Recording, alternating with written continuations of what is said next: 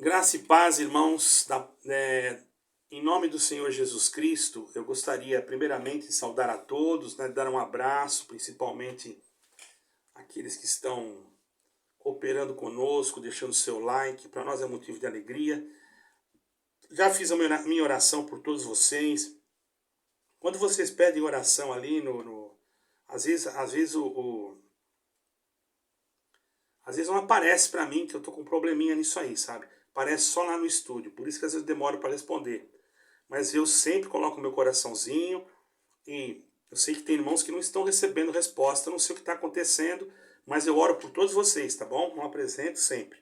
Bom, irmãos, nós vamos hoje fazer um estudo sobre como se identifica uma seita. Então, vocês prestem atenção.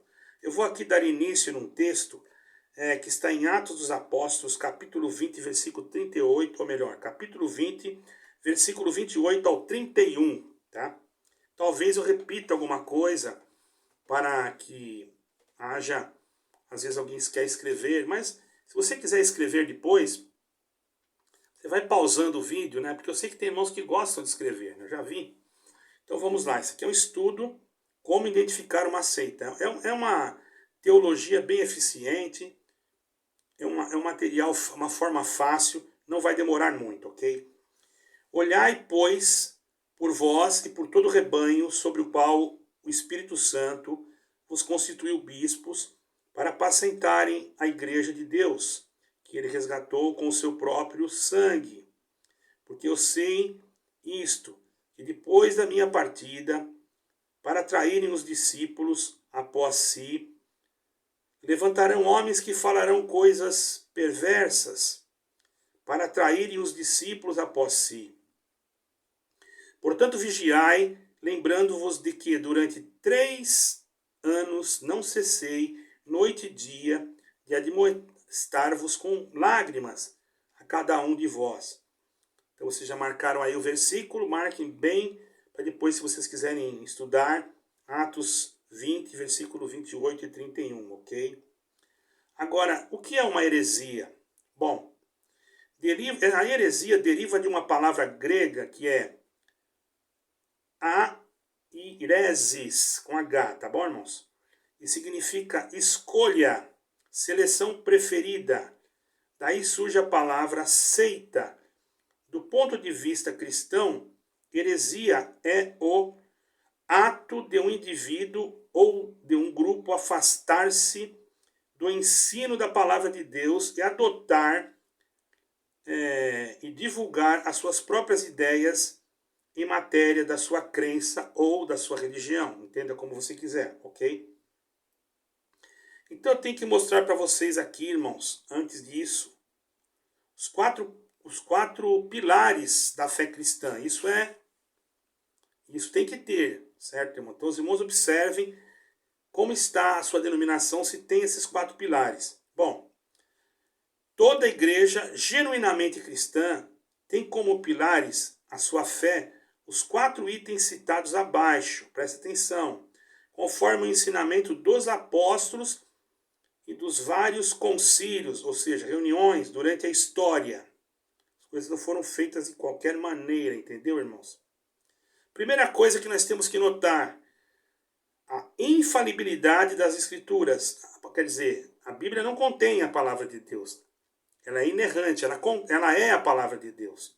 Por isso que se fala solas escritura. É só ela, certo, irmão? Mas infelizmente algumas igrejas mudaram isso para contém, usando argumentos fúteis, que não tem nenhum tipo de lógica escritural, ok? Vejamos bem, como eu posso provar isso?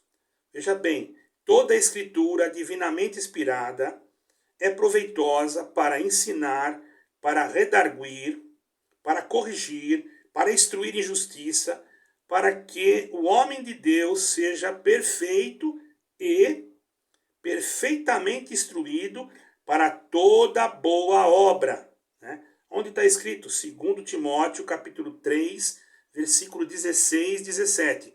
Fugiu disso daí, irmão? Já tem problema. Saiu daí, já tem problema. Colocou o contém lá E isso daí é cheiro de heresia. Tomara que você entenda. E não venha aqui no canal falar coisas que não tem lógica. Porque o que eu estou falando aqui é totalmente bíblico, irmão. Você pode achar outras coisas em outro lugar, não vai conseguir tirar isso de mim, porque eu creio na Bíblia como palavra de Deus, independente dos outros, entendeu, irmãos? E eu estou usando a própria Bíblia para defender a minha fé. Por isso eu vou colocar lá na frente, defesa de fé. Tá bom, irmãos? Então examine bem, tá bom? Examine onde você está indo.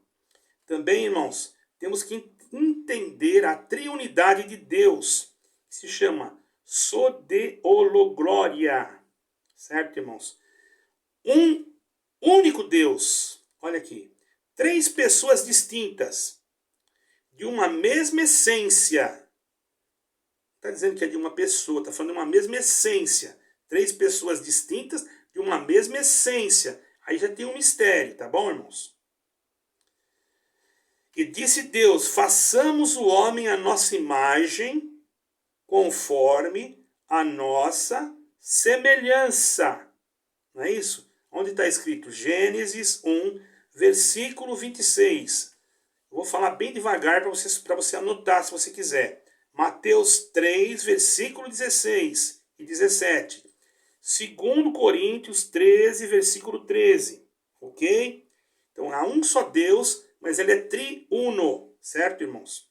Não tem 3 deuses. Em hebraico até eles usam falar Adonai Ehad, quer dizer, Adonai, o Senhor, é um. Ehad é Adonai, um é o Senhor, entendeu? Mas eles creem que tem o Espírito de Deus. Eles creem. Infelizmente, muitos deles não creram ainda no Filho, mas vai chegar um momento, porque já estão muitos crendo, ok, irmãos? Mas isso nós deixamos para outra hora. Bom, então vamos ver sobre a divindade de Cristo. A divindade de Cristo, que se chama Solos Christus, certo, irmão? Por quê? Vamos ver um versículo. Porque um menino nos nasceu, um filho se nos deu. O principado está sobre os seus ombros e se chamará o seu nome maravilhoso, conselheiro, Deus forte. Olha só, Deus forte. Pai da eternidade. Né? Aqui não está falando aqui. Terminou aqui no contexto. Mas está escrito mais. Eu vou acrescentar. Pai da eternidade. Acrescentar o que está escrito. Não estou colocando coisa minha. E príncipe da paz. Certo, irmãos? Ah, não, mas aqui também está escrito sim. Pai da eternidade e príncipe da paz. Isaías 9, 6. Você deve ler, irmão. Leia também Jó 1, versículo 3. Primeiro Jó 1, primeiro capítulo 1, versículo 1 e versículo 3, ok? Você vai encontrar isso. Também Simão Pedro, servo e apóstolo de Jesus Cristo, aos que conosco alcançaram fé, igualmente preciosa pela justiça do nosso Deus e Salvador Jesus Cristo, também está escrito ali, 8, versículo 58. Nosso Deus e Salvador Jesus Cristo. Perceberam? Jesus Cristo é Deus também. A salvação. Como é que você vai ser salvo? Ah, porque eu fiz o bem para esse, fiz o bem para aquele. Tem denominações que pregam isso. Fazer o bem sempre é bom, irmãos. Nós não vamos fazer mal para ninguém, mas isso não vai nos salvar. Eu vou explicar depois isso quando terminar de ler aqui. Bom, a salvação é pela graça, mediante a fé. Seria solo gratia, tem esse nome, solo gratia. E disse-lhe, ide por todo o mundo, pregai o evangelho a toda criatura, quem crer e for batizado lhe será salvo, mas quem não crer será condenado. Marcos 16, 15, né? E Marcos 16, 15, 16. Também diz assim, porque pela graça sois salvos por meio da fé. É 16, 15, né? É só até ali mesmo. E isto não vem de vós, é dom de Deus. nem vem das obras, presta atenção, para que ninguém se glorie. Isso está escrito aonde? Em Efésios 2, versículo 9. Qualquer movimento que se denomina cristão, isso é muito importante, tá, irmãos? Mas negar qualquer um desses 4 pilares, que são os 4 pilares da verdadeira obra, que é Cristo, porque muitos pensam que obra de Deus, irmão, tudo no mundo é obra de Deus, mas obra de salvação é só Jesus Cristo, tá bom? Vocês não interpretarem coisas erradas. Qualquer lugar que você for, irmãos, qualquer denominação, que isso não for o pilar, mas nega isso de qualquer forma, não é por aí não. Cristo, não, quem salva não é Cristo não. Irmão, pode ir embora porque lá não está Deus. E tem mais, eu vou falar uma palavra pesada aqui, irmão. Seja considerado esse lugar anátema. Eu vou falar. Sabe o que quer dizer anátema? Maldito. É difícil, irmãos, falar isso aí. Lê em Gálatas 1, versículo 8, tá bom? Bom, as seitas e as 4 operações de matemática. Então agora eu vou fazer uma matemática aqui da seita, né? Mais um cafezinho aqui, né? Sei que vocês estão com vontade de tomar o meu café, até vocês que vão me xingar, tá bom? Mas quando vocês irem na minha casa, até vocês que me xingam, eu faço cafezinho para vocês. Eu recebido muitos irmãos também da congregação que são meus amigos, vêm aqui. E aqueles que são meus amigos mesmo. Amigos, não é aqueles espião, não. Você pode vir de coração, porque eu amo vocês e não vou querer tirar ninguém de onde que está. Isso é obra de Deus, não é minha. É Deus que opera tanto o querer como o efetuar. O meu canal é o meu serviço espiritual que me faz bem para minha alma, ok? Vamos lá na matemática de Deus. Bom, sempre adicionam algo à Bíblia, né? Sempre tem aquele que adiciona algo à Bíblia, já contrariando o que está lá em Apocalipse, né? Que diz, ai daquele que acrescentar ou aquele que diminuir, né? Está escrito lá. Bom, mas eu não vou entrar nesse assunto. Às vezes eu posso fugir aqui e vai ficar muito tarde. Bom, vamos falar então, irmãos, das testemunhas de Jeová. Adulteraram boa parte da Bíblia Sagrada, acrescentando palavras ao que já estava escrito. Seja, bom, vamos ver a comparação de Atos 20 e 28 das escrituras sagradas, né, das nossas. Depois nós vamos ver o mesmo texto na tradução das testemunhas de Jeová. Bom, agora eu vou ler o texto da nossa tradução, ok? Preste atenção. Ó, o texto que eu vou ler é esse. Ó. Olhai, pois, vós, olhai por vós e por todo o rebanho sobre o que o Espírito Santo vos constituiu. Bispos, a palavra bispo quer dizer ancião também, viu, irmãos? Muita gente nem sabe disso. Para apresentar-lhes a igreja de Deus, que ele resgatou com seu próprio sangue. Observação, ao afirmar que Deus comprou a igreja com seu próprio sangue, o apóstolo Paulo está confirmando o quê? Não foi Deus que desceu aqui. Né? Se você for olhar, você vai dizer, não, foi Jesus Cristo. Então, quando ele falou aqui que o Senhor Jesus comprou a igreja com seu próprio sangue, o que ele quis dizer? Porque está escrito assim, ao afirmar que Deus, porque ele falou Deus aqui, ao afirmar que Deus comprou a igreja com seu próprio sangue, Deus em espírito não tem sangue, mas o Deus encarnado tem sangue, que é Jesus Cristo. Então Jesus Cristo, morrendo, derramando seu sangue, ele é Deus também. Ele está no Pai, o Pai está nele, está entendendo, irmão? Nós não somos unicistas. Você tem que compreender o que eu estou falando. Então Cristo também é Deus, ok? Não tem como negar, está aqui o texto. Agora vamos ver o que os testemunhas de Jeová falam, porque eles não creem assim. Por isso, irmãos, é uma seita perigosa. A pessoa pode perder a guia de... Aquele que está lá, irmão, na inocência, mas aquele que já foi de uma igreja evangélica, ir para lá, olha, é complicado, hein? Vamos observar a tradução das Testemunhas de Jeová, que é a do Salão do Reino, diz assim, o mesmo versículo, prestai atenção, ó, mesmo versículo, a vós mesmos e a todo o rebanho, entre o qual o Espírito Santo, já escreveu aqui com letra minúscula, Espírito Santo, né? Vos designou superintendentes para pastorear a congregação de Deus que ele comprou, olha só, com o sangue do seu próprio filho, não falou com o seu sangue. Aí ainda colocou em aspas aqui. As testemunhas descrevem também, isso que eu notei, mas está escrito aqui também, deixamos escrito, que o Espírito Santo, que eles escreveram ali, foi com letras minúsculas. E acrescenta ainda mais a palavra filho, que não consta em nenhum texto original, nem no grego. Pega o grego, vai lá ver. Não está escrito. Não sei de onde que eles tiraram. Na cabecinha de algum herético, né? Um outro exemplo, a Igreja Católica Apostólica Romana acrescentou também 8 livros ao cânon sagrado, cânon. Ela acrescentou 8 livros. Eu tenho aí a Bíblia Católica ali. Eu não vou pegar aqui para mostrar porque vai demorar muito.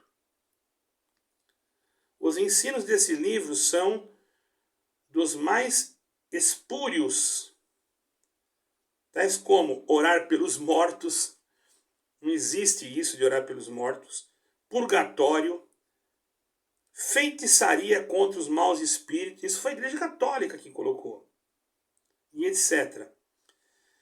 Como é que eles acharam isso no livro? Eles pegaram livros apócrifos, irmãos, quer dizer, livros que já estavam, que ninguém sabe nem quem fez, mas como estava ali, eles acharam que podia colocar aquele livro, que ia ser importante, porque eles faziam o que queriam com a Bíblia. Tanto é, irmãos, que Deus não permitiu que eles mexessem nos textos gregos, mudassem, porque tinha já, a princípio, ela foi traduzida para o grego, logicamente, tinha muitos copistas, então seria difícil.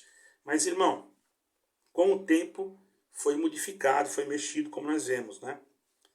Há um outro exemplo também, irmãos. Na verdade, não é bem um exemplo. Eu vou mostrar para vocês observarem um trecho apócrifo de Tobias. Eu tenho esse livro, tá, irmãos?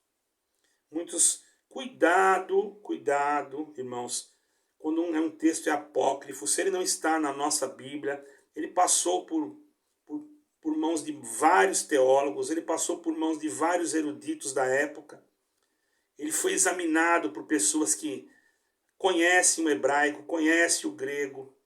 Por isso que tem irmãos que são tão ignorantes que falam que teologia é coisa do diabo. Irmão, você não entendeu nada, porque quando eu falo teologia, vocês pensam que é estudar Deus. Não, irmão, é estudar, sim, no sentido de, é uma ciência. Como é que eu vou poder traduzir uma Bíblia se eu nunca traduzi? Então eles tinham que estudar para poder transferir aquelas palavras para a língua nossa, senão nós não vamos entender nada. Entendeu?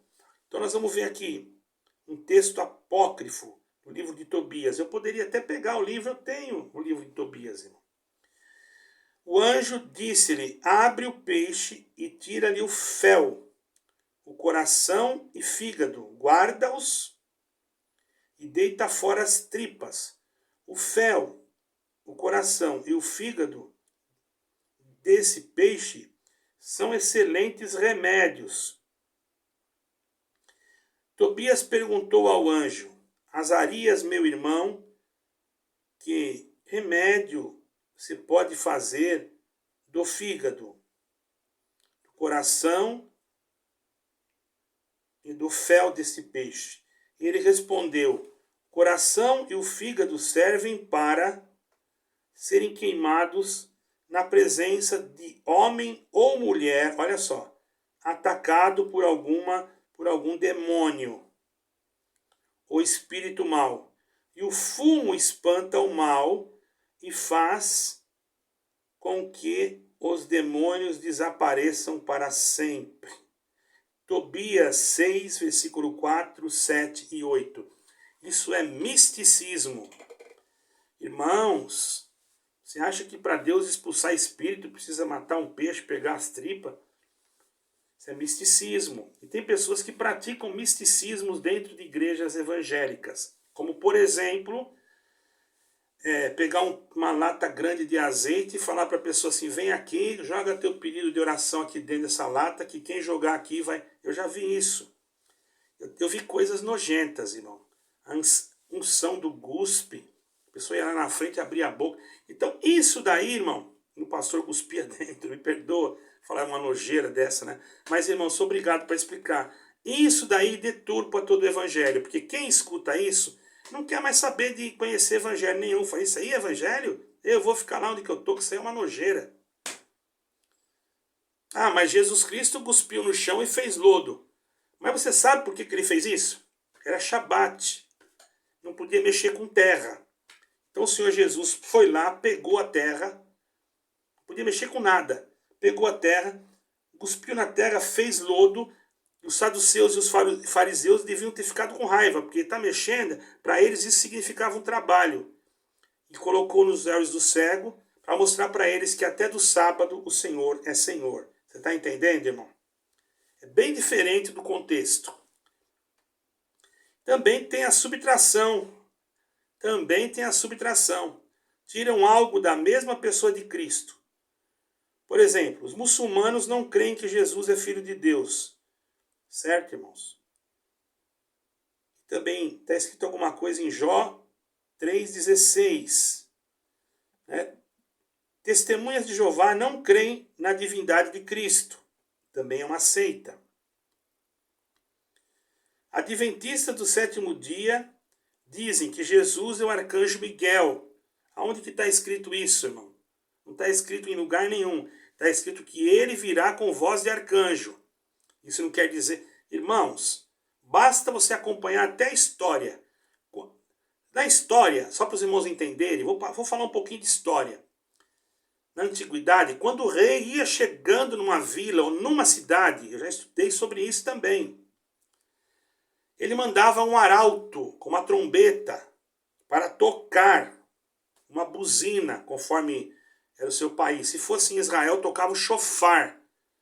Também nós falamos trombeta, mas é um shofar, tá? Pode ser que alguém não conheça, e depois eu posso até colocar num outro vídeo, porque agora acho que não tenho foto de shofar. Eu ia até comprar um para mim quando eu fui para Israel, mas não deu certo. Certo, irmãos? Então, quando o Senhor Jesus vier, lógico que Miguel vai tocar o shofar. Mas Miguel não tem nada a ver com Jesus Cristo, irmãos. Nenhum anjo, está escrito, poderá ser chamado filho de Deus. O Senhor fez o seu filho menor do que os anjos, e fez ele ficar carne. Porém, e colocou ele, depois que ele ressuscitou, acima do seu próprio nome. Você já viu algum anjo estar acima de Deus, irmão? Isso daí é uma tremenda de uma heresia, irmão. E nós temos que ter cuidado para nós não entrar nessas coisas. Certo, irmãos? E também eles multiplicam. Não é que a multiplicação do pão, não. Eles multiplicam doutrina com racionalismo, que é o racionalismo cristão, tenta explicar a fé com razão. Certo? Explica a fé com razão. As testemunhas de Jeová explicam suas heresias com um livro de raciocínios. Pelo amor de Deus, eu vou acreditar nisso, irmão. A adventista do sétimo dia, ela vem de origem batista, certo, irmãos? Testemunha de Jeová, ela vem de uma origem presbiteriana. Eu sei toda a história, mas não vou contar aqui. Como é que se formou e quanta coisa esse cidadão que fez a testemunha de Jeová fez. Eu não vou falar, porque senão eu também não quero difamar ninguém, mas esse homem foi um... Só Deus mesmo, não vou falar, sabe, irmão? Já estudei a vida dele. Catolicismo romano, origem, Igreja Apostólica. Certo? Ela veio lá dos apóstolos. Por isso que muita coisa ela pegou, criou outras coisas lá dentro, como o uso desse véu que muitas irmãs usam na congregação e acham que é este véu. Esse véu não é nada a ver com o véu de Coríntios. Esse véu é o véu das irmãs de Maria, até os desenhinhos que as irmãs colocam. Se fosse para vocês usar o véu mesmo, você tem que mudar esse véu aí, porque esse véu não tem nada a ver com o véu das irmãs de Coríntios. Façam uma pesquisa, não é difícil. Irmão, então, divisão sempre, dissidentes do cristianismo, adventista do sétimo dia, como eu acabei de falar, eu vou repetir de novo. Dissidentes do cristianismo, adventista do sétimo dia, origem igreja batista, testemunha de Jeová, origem igreja presbiteriana, e catolicismo romano, igreja apostólica, que é a verdadeira igreja. Agora, o que está acontecendo? Atacando os pilares da fé cristã. As seitas atacam a infalibilidade dessa escritura. Sabiam? Ela diz que a Bíblia contém. Testemunhas de Jeová reescreveram a Bíblia e seus moldes. Joseph Smith, que é os Mormons, né, escreveu o livro dos Mormons. Também tem esse livro. Outro evangelho. Gálatas 1:8. Adventistas também tem escritos de Ellen White, mesma autoridade da Bíblia. Esses dão ao livro da Ellen White, às vezes nem mais do que a Bíblia ainda, sabe, irmãos? Eu tive a oportunidade de frequentar alguma igreja só para mim ver. É muito triste. As seitas atacam a triunidade de Deus. Testemunha de Jeová não creem na triunidade de Deus. Voz da Verdade fala que Deus não tem sócio. A verdade que marca Deus é Pai e trevas, e só Jesus é Deus. Está entendendo? Seitas que atacam o suficiente sacrifício de Cristo. Adventista do sétimo dia, Jesus só concluiu sua obra expiatória em 1844. Testemunha de Jeová, a salvação deve ser completa com obras, pelo amor de Deus. Seichonoye, essa aqui nem se fala. Se o pecado existisse, nem Cristo poderia removê-lo. É triste, né, irmão? Seitas que atacam a salvação pela graça. Testemunha de Jeová, é necessário fazer parte do seu movimento, senão não se salva. Adventista, é necessário guardar o sábado e ser adventista. Não é bem assim. É melhor, isso aí também não é bem assim. Eles estão ali criando alguma coisa que não é bem assim, porque nem eles não guardam o sábado, para falar bem a verdade. Espiritismo, necessário aperfeiçoamento através de boas obras. E esses daí, não sei como é que eles vão se salvar. Tem alguns que fazem cada coisa, meu Deus do céu. Características comuns, não vou falar nome de pessoas, mas eu conheço, né, irmão? Características de comuns, né, das seitas. São independentes da graça de Deus. Isso é uma coisa comum, é fácil. Segue uma pessoa específica ao invés de seguir a Deus. Somente no seu movimento a salvação. Ah, não, só na minha igreja a salvação. Eu pude ver um ancião esses dias explicando, até tiro meu chapéu, como diz para ele, porque ele explicou certo.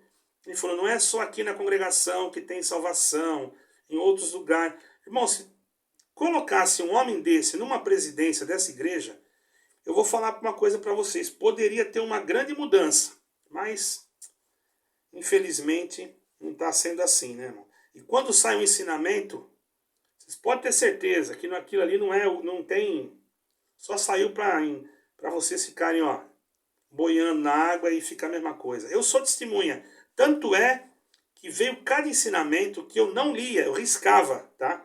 Agora que os anciãos vão saber.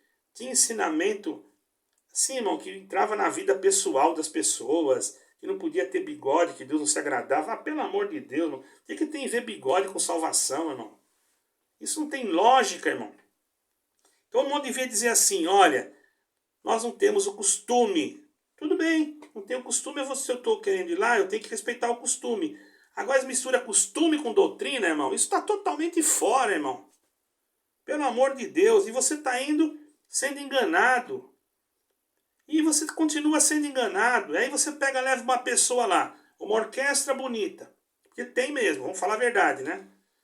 Porque tem irmãos que se dedicam, gostam de tocar. Por isso que se Deus preparar aqui, abrir uma denominação aqui, eu já vou dizer para os irmãos, já falei com o irmão. Eu não sei se Deus vai preparar, porque a minha missão, irmão, Deus já preparou anciães em alguns lugares aí, que Deus me deu de ordenar. Eles estão trabalhando. Ou pastores também, porque pastor e ancião é a mesma coisa, tá bom, irmão? Pega lá o vídeo. Para não ser eu que estou falando, porque você vai chamar eu de mentiroso, Então, não precisa escutar eu. Você entra no YouTube e coloca lá, irmão Valdir de Matão, conselhos. Ele vai estar numa ordenação. Aí você escuta e vê se eu estou falando errado. Ele está falando justamente o que eu estou falando aqui. Então foi o inimigo que falou lá? Ele diz que é o Espírito Santo que fala, eu não estou entendendo mais nada. Então, irmãos, há uma... não está escrito aqui no texto, mas há uma distorção da verdadeira palavra de Deus. Então, qual deve ser a nossa postura em relação aos falsos mestres e os seus ensinos? A Escritura determina que um dos deveres primordiais dos santos neste mundo é isso aqui que nós temos que fazer, irmão, hein? Julgar o que a pessoa está pregando. Não é que você vai julgar a vida dele. Porque ele tomou muito café, porque esse testemunho de Jeová não toma café. Não, porque ele tomou Coca-Cola, é porque ele tomou um copo de vinho. Não é nada disso. Você vai julgar o que sai da boca dele. Não sabeis vós que os santos hão de julgar o mundo? Ora, se o mundo deve ser julgado por vós, sois porventura indignos de julgar as coisas mínimas? Não. Sabeis vós que havemos de julgar os anjos, quanto mais coisas pertencentes a esta vida. 1 Coríntios 6, versículo 2, 3. É este julgamento, irmão, que nós podemos julgar. Eu estou pregando, você tem que julgar o que eu estou pregando, mas não julgar segundo a sua consciência. Você tem que ir na Bíblia. Às vezes eu posso errar uma palavra, às vezes eu posso falar uma palavra errada, mas isso não vai tirar o contexto do que eu estou falando. Eu estou falando tudo que está escrito na Bíblia, que eu estudei, que realmente está escrito, certo? Isso precisa estudar. Por quê? Isso é um estudo. O irmão que vai ouvir isso, vai ouvir um estudo, tá bom? Você não vai ouvir uma pregação. Isso é bom para você aprender. Todo movimento que se afasta da ortodoxia Bíblia cristã, irmãos, presta bem atenção, deve ser estudado, certo, irmão, também. Denunciado e combatido. Levítico 2, está escrito isso, ou melhor, perdoe, eu falei Levítico, 2 Pedro 2 e 1, estou com Levítico na cabeça, porque, bom, depois eu prego essa parte de Levítico. Se eu for mexer aqui, vou ter que entrar no texto de Levítico, é sobre como que consagrava o sacerdote, mas eu quero deixar isso para depois, tá bom? O objetivo final dos falsos ensinamentos, porque não tem nada a ver com o que eu estou ensinando, né? Então, às vezes a gente mistura, porque eu tenho outros estudos aqui, mas vou fazer outro dia. Denuncia e combatia, né? Essas coisas. E o objetivo final dos falsos ensinamentos é nos privar da graça salvadora de Cristo e atraindo os seguidores após si e não após Cristo. Por isso o rebanho de Deus deve estar preparado contra tais movimentos. Tá entendendo, irmãos? Então, nós temos que estar preparados para esses movimentos e tem muitas outras coisas aqui, porém eu vou deixar isso para outro dia. Então, se você estava duvidoso, se a sua igreja era uma seita, eu vou deixar esse vídeo para você e talvez na segunda-feira, provavelmente, porque tem um vídeo de um falso profeta aí que eu também quero divulgar, porque esse daí está dizendo que é Deus, é um absurdo. Eu acho que ele está faltando um monte de parafuso na cabeça dele. Todavia eu vou ter que entrar nesse vídeo. E se eu ficar nesse aqui muito longo, vocês vão cansar. Então, na próxima semana, eu vou dar continuidade nesse estudo a respeito da... Nós paramos aqui, ó. Nós paramos, deixa eu ver aqui para mim não errar. Tá tudo anotado.